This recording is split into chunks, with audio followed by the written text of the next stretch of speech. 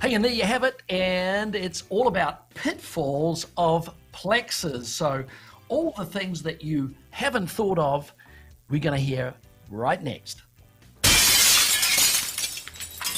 I'm Kiwi of the coast, the agent with the most tips, tools, and tactics for your home. Hey, and welcome to Season 2 of Kiwi of the Coast. Hey, I'm Kiwi, your host, with my co-host here, Sugar Shane, and this is the show with the most tips, tools, and tactics to help you navigate through the real estate market. Now, whether you're buying your first condo or whether you're a seasoned investor buying luxury homes, stay tuned because this show is for you. Now, remember too, type 5 in the comments down below and we'll send you a complete transcript of the show so you can see everything that we've said. So we're going to dive right in because we're going to talk about the 5 major pitfalls of owning multifamily plexes, we're calling those. You know, those are triplexes, duplexes, fourplex. And our resident multifamily expert is on the show today, so you don't have to put up with us, to help us uncover all those skeletons and where they're buried. Hey, Christian Walsh with Wire Associates, and a big shout out to Christian. Thanks for joining us, man. Yeah, I made it. I'm on the Kiwi of the Coast show. I made it. Yeah, after all these years, you had to wait to Season 2. But hey, we're going to dive right in because we want to get straight to what the pitfalls are. There's 5 of them. So we're going to hit you with the first one, Christian, and that is, so what if the tenants of my fourplex quit paying the rent? What happens then? That is a tough one. And that's been really tough because of COVID-19. Obviously, it's in the news. A lot of folks have been talking about that. And a lot of tenants, unfortunately, can't pay rent and legitimately can't pay rent. We know some folks, there's always some folks taking advantage, but there's a lot of folks that can't pay. So AB 3088 was passed in California.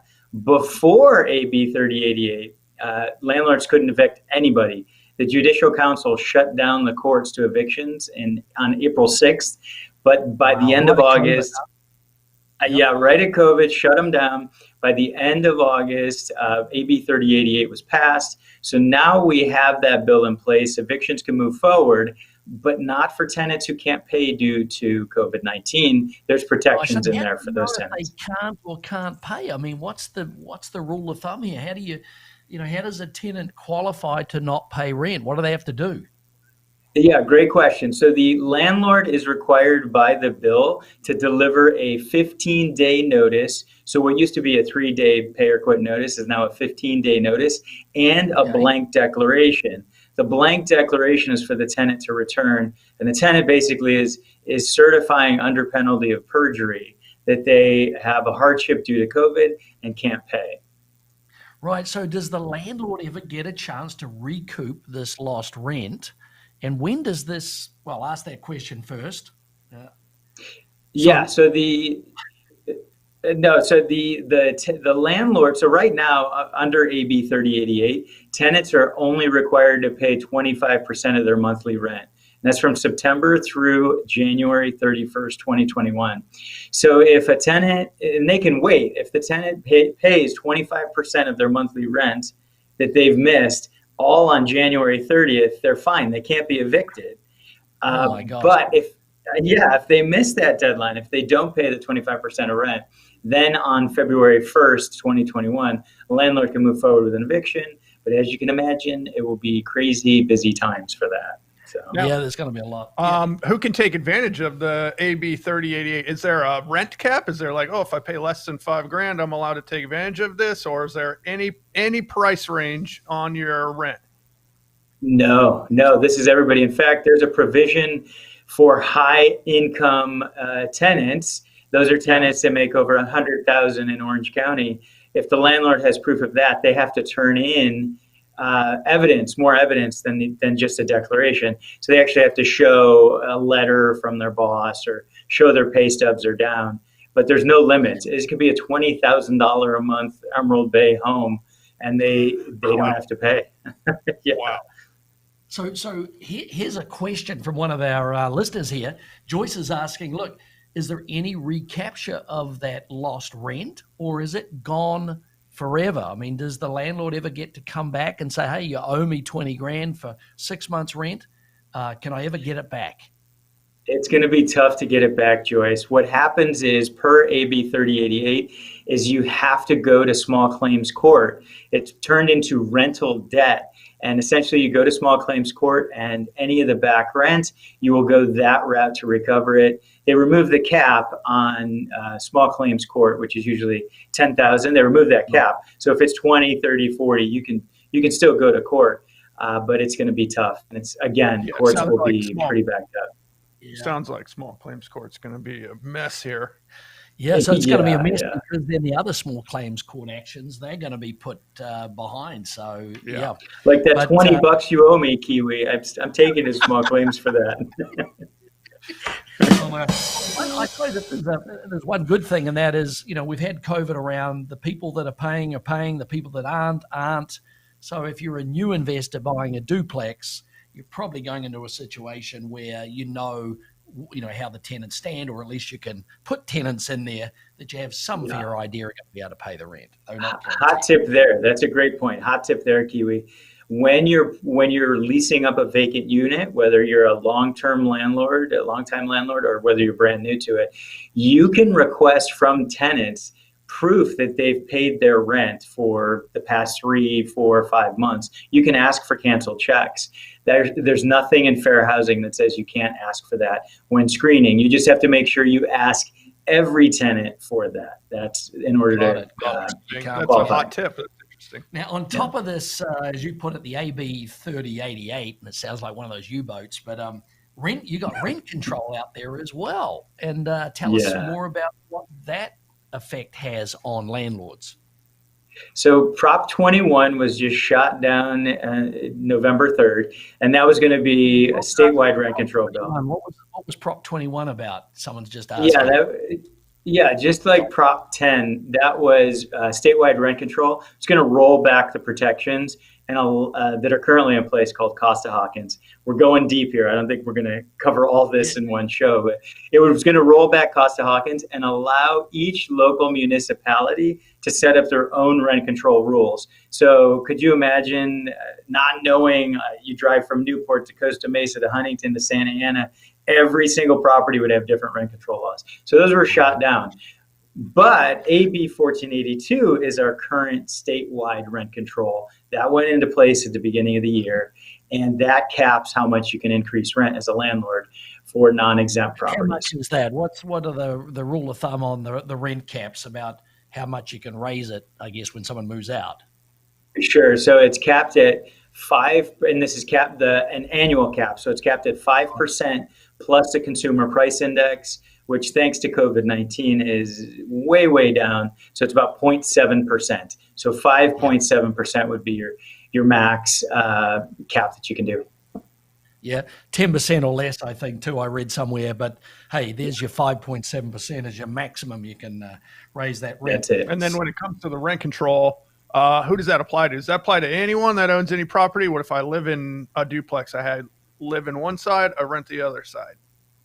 That's a great route to go, Shane, because AB 1482 will not apply to an owner-occupied duplex. The other side, you can go ahead and raise rent as much as you want. And then the other provision in the bill is having just cause to get a tenant out. That unit would be exempt. That side of the duplex would be exempt from that. And Brian is asking about just cause. I mean, what is just cause for, I'm reading his notes here, to be able to get a tenant out? I mean, what are the legitimate reasons that you can?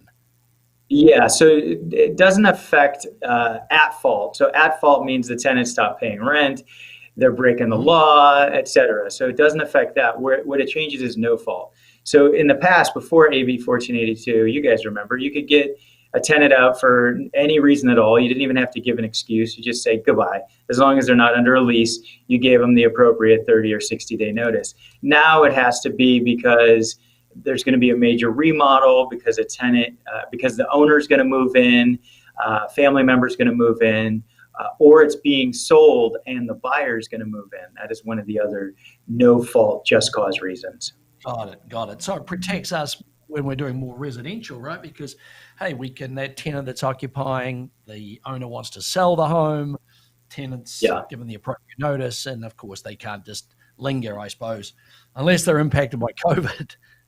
Yes, well, I was just going to say, that's the interesting thing. Because of AB 3088, I mean, are you sick of all these ABs?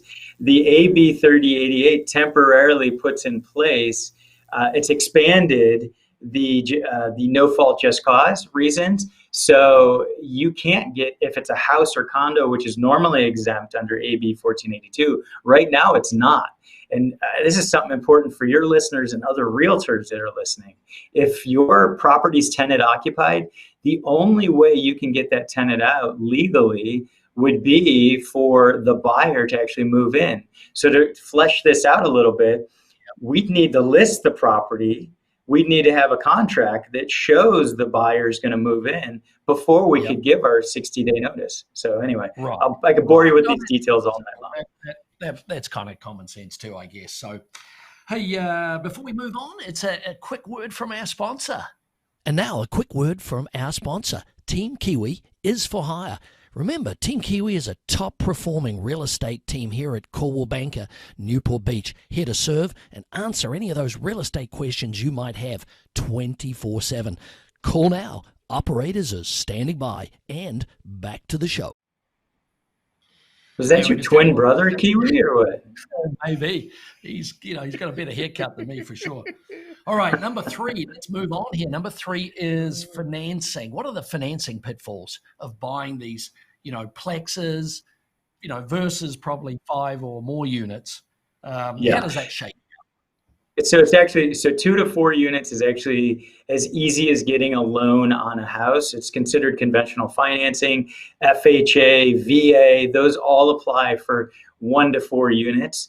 So you can even go low down payment. If you're going to use an FHA loan or a VA loan and you're going to live in one of the units, you can do in the case of FHA, 3.5, VA, no down payment. Wow. I know, isn't that it's a great benefit. So, this other guy here is asking me about, how much of the rent, like on a duplex, can I use to qualify to buy the unit? Can I use any of that rent? Yeah, that's a spectacular angle on it. And I tell all my first-time buyers, I know you guys tell them the same thing. Hey, take a look at a duplex, because the income, 75% of the rent from that other side will go towards your income and essentially go towards your house payment. So you can afford more because of that. Right. Presumably if the tenant's been paying rent, of course. Don't scare them that much, Kiwi. One more thing on financing, 5+ is commercial financing, and that's a little tougher nut to crack these days. It's also going to require a much larger down payment because the property, there's a debt coverage ratio, so you need a bigger down payment for it, around 40 to 50%. Got it. And it's more in that commercial range, right? That commercial realm. Yeah. Very, very good. Any questions, Shane, before we move on to the next topic there? When trying to qualify for a low down with a FHA or VA, is there a cap on the amount they're allowed to loan or get a loan for? Yeah, so that's the caps. Most of us know what the FHA or VA loan limits are. Actually, VA doesn't have a limit, by the way. You guys know that. VA lifted their limits. They're literally, you could buy a $10 million house with a VA loan if you, as a VA buyer, can qualify for it. So that's an important point. Going back to FHA, the limits. So we all know like this one house limit, but there's limits as well you can find online that are based on the area for 2, 3, and 4 units. The 4-unit FHA limit is well over $1 million. So you don't have to worry even in our neck of the woods. Yeah, doable. Yeah, it's not unrealistic. That sort of financing, and is that at 3.5% on a fourplex down payment, or would it be a bit more? Do you think? No, it's still assuming the buyer can qualify. The down payment's still 3.5%. Yeah, and you might have a little negative cash flow at 3.5% down payment with that. Look, although those interest rates have dropped substantially, right? I mean, they're in the No, it's true. It's true. Okay. All right, number 4. I know it's Sugar's favorite, and that is management and maintenance of these units. Tell us about. Wow. Oh, no. It's coming. She's not very happy, though. She's closing her eye. Anyway, thanks for the sound effects, fellas. So look, this is no laughing matter. You got a property manager. Not at all. It's not. That's not easy managing your property, is it? I think it's because it's Friday. It should be happy somewhere. Suggestions. What are the pitfalls of property maintenance and management of? I would say don't. Losing your hair, is that one of them? I mean, pulling your hair out. Yeah, no, exactly. No, I would say don't hire that guy that you just showed. He is not. You don't want to use that guy. He's doing something wrong. I don't think so. No, that's the thing. Going in, you got to figure out a business plan. You have to figure out, okay, what is it that I, as an investor, want to do? What am I comfortable with? Do I want a fully turnkey unit and have somebody come in and take care of everything for me, find a good property manager? Or am I comfortable if it's just 1 or 2 units? Am I comfortable with the occasional midnight phone call? I do recommend a good property manager, but it can be hard to find a good property manager. You're the property manager, right? You're getting the calls at midnight. My toilet's stuck. I just locked myself out of the unit. I had to break the window getting into my unit. So whether it's professionally managed or not, right? The buck's stopping with you. You're paying out of pocket, or you're like that guy with the toilet extractor. So I'm sure most people want to know, though, what's it going to cost them? Of course, in order to have a property manager do it as opposed to themselves. Yeah. So, and that's a great way to put it too. If you don't hire a property manager, you are the property manager. So what would you pay yourself? But a property manager actually, they're paid typically 5 to 8% of the collected rent. So if they're not collecting rent, they're not getting paid. Collected rent, the key term there, right? So the moral of the story there is, because a lot of tenants aren't paying their rent, don't rent your duplex out to a property manager because his income is down probably and he can't pay the rent. That's a silly way of looking at it. But and the other thing, what is your opinion on the older properties? We got a question here from Joan. She's saying, look, I bought an older property. Little did I know that there was the guy that owned it was just collecting the rents. He wasn't doing any maintenance. It was like we've heard of slumlords, right? So what's your recommendation on dealing with older plexes? Pitfall there? So as an investor, again, you have to figure out what is it you're comfortable with. Do you want a building that needs work? But when you're acquiring it and you use a professional like me, or you use a professional like you guys, you know what you're getting into. You have a professional inspection and you work up some numbers before you acquire the property. And again, you just decide. Some of my clients want total fixer-uppers. They're going to live in one and they fixed it up as they owned it. Another client wants absolutely turnkey, will pay just about anything to have it completely turnkey. So. Right. And, it's always good to have an inspection too, I guess, to try and figure out where some of that deferred maintenance is going to hit you after you own it. So, hey, we're on to topic 5, which is one of my favorites, and that's fair housing compliance. Does this mean they can only rent to Kiwis, or what does this mean? You can't exclude Kiwis, unfortunately. That's better. So if anybody's still listening, I know we've scared a lot of your viewers off. I apologize for scaring you guys off. Really, there are a lot of benefits, and Kiwi promised I would come back and talk about some of the advantages next time. But fair housing, you absolutely have to make sure either you or your property manager, if you have one, are abiding by fair housing. You can't try to get from renting to families or people with service animals. Like, that's breaking the law, and there's fines for that. Yeah, no. What are those fines? You were alluding to it in the break.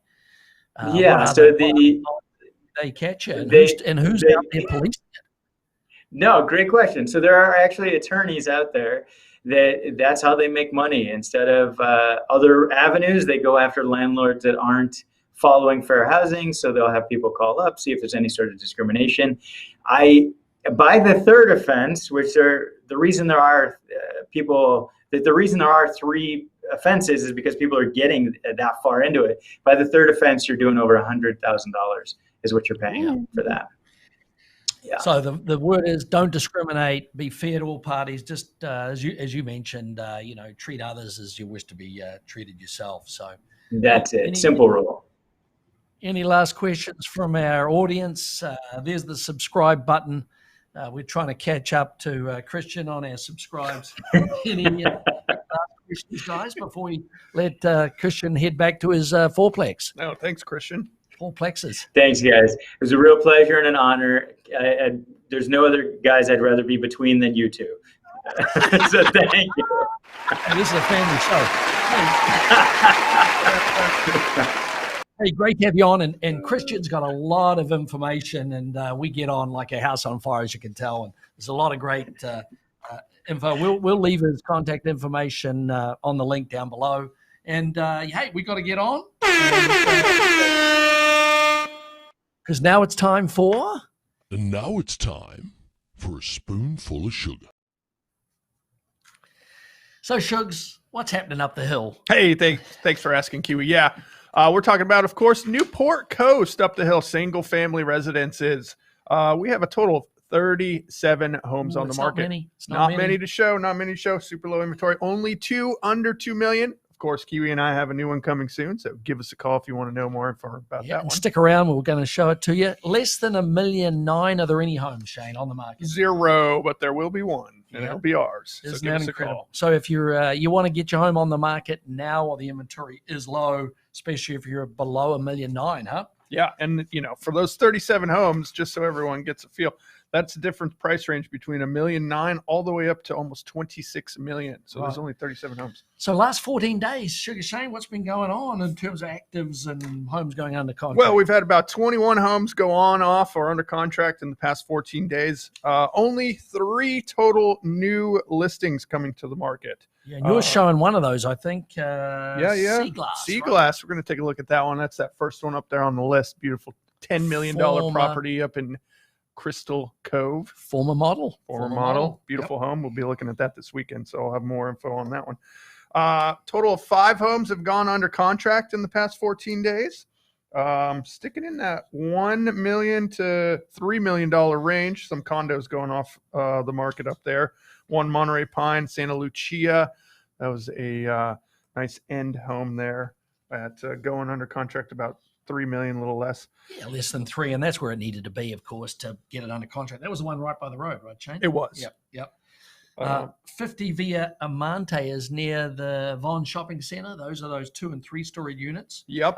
Going out the door there, probably less than $1.2 million. So that's the affordable area of Newport Coast there. But what's closed, man? We get a lot of closings. So we have 13 total homes closed in the past 14 days. That's about 1 a day going off the market. Well, we only had 3 come on. So some very interesting properties. We got everything from Dauphine over there. That's in Summit condos in the $800,000 price point, which is nice entry level into Newport Coast, all the way up to 5 Premier Point over there in Pelican. Yeah, one of our clients bought that one, of course. He's going to actually tear that home down and build a brand new home. So he's buying a don't wanna for $8.4 million. That's $8.4 million, and he's going to tear that one down, folks. Unbelievable. So he says front row, Pelican Hill. It's going to be fabulous when it's done a couple of years from now. All right, anything else on there? No? That's all we got. We need some more listings. Yeah, we do. Well, it takes us now to the pick of the week. And we don't have much intel on this one because it's one of our new listings, as we mentioned, less than $1.9 million. Very excited about this one, though, Kiwi. Fully remodeled. Yep. Completely remodeled. Beautiful home. Yeah, the style. It's in one of my favorite neighborhoods, Montserrat. It's the largest floor plan. There it is from the curb. We've just listed. It's coming soon. Wait till you see a few inside shots. Look at that kitchen, all done up. Got the quartz countertops, shaker cabinets, beautiful stainless steel appliances. Yeah, very LA modern style. We love we got a backyard. You don't always get a backyard in Montserrat, do you, Kiwi? No, a decent size. You could put a pool in there, play a little croquet. You could also do a little mini golf back there and still have room to entertain and barbecue and everything back there. Nice private backyard. I don't know if you can flick a couple of shots inside there. There's a good one there, Carlos, of the modern 2-storied volume in there. But hey, you know what? It's coming soon. We'll have new photos very soon. We're working on our next video for that home. That's a 4-bedroom house with 1 bedroom down. Yeah, could be 5. So if you're looking for a bit, yeah, now look at that styling. Look at that wall. Look at that opening there with the nice fireplace. New floors throughout, carpet up. Oh, man, I love it. I could move in there, especially at this price point. We're going to be in the $1.8 million for this one. So hurry, call us, come take a peek at that one. All right. Hey, remember, type 5 in the comment section down below so that all those monkeys there who are doing the transcriptions can get all the good juice, especially from our guest, because he had a lot of good intel between laughs. Don't forget to subscribe. That's right. And you know what? It's bye from me. Bye from me. Bye from Sugar Shane, and we'll see you on the next edition of I'm Kiwi, the agent with the most tips, tools, and tactics for your home. Meet Kiwi of the coast and team with the most qualified buyers for your home. Think Kiwi of the coast when you want to sell the most. Client satisfaction guaranteed. Client satisfaction guaranteed.